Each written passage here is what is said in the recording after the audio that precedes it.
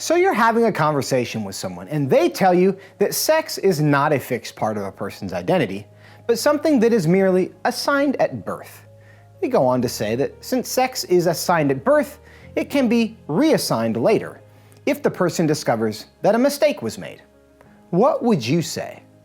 First, a person's sex is acknowledged, not assigned. There are many things that doctors learn about a baby when it's born, like height, weight, and blood type. Those things aren't assigned, they are acknowledged. Other things are assigned at birth, like a name. Babies are assigned names exclusively on the preferences of their parents. Changing a name before, during, or even after birth has no real impact on the person because it is not a biological part of their identity. So, if we know that some things are acknowledged and some things are assigned, what category does a baby's sex fall into? Is it more like getting a name from your parents, or more like learning your blood type from the doctor? I think the answer to this is pretty clear, which leads to the second point. Second, sex is determined by our reproductive system. In most cases, humans were born with 2 chromosomes, either XX or XY. Those chromosomes lead to the creation of reproductive organs, which create sex hormones, which in turn create genitalia and secondary sex characteristics like body hair, bone structure, or an Adam's apple.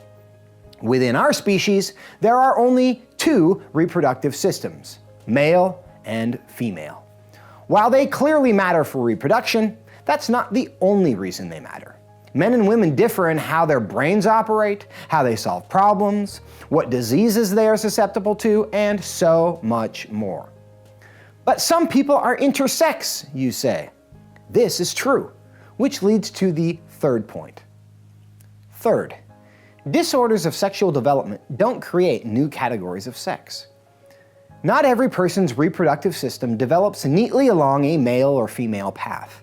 But that does not mean that they are not male or female. Some people are born without limbs. Others are born blind. Disorders of sexual development are not evidence of a new sex category any more than disorders of the cardiac or respiratory systems are evidence of new kinds of hearts or lungs. A baby born with ambiguous genitalia is not evidence of a new sex within the human species. How do we know this?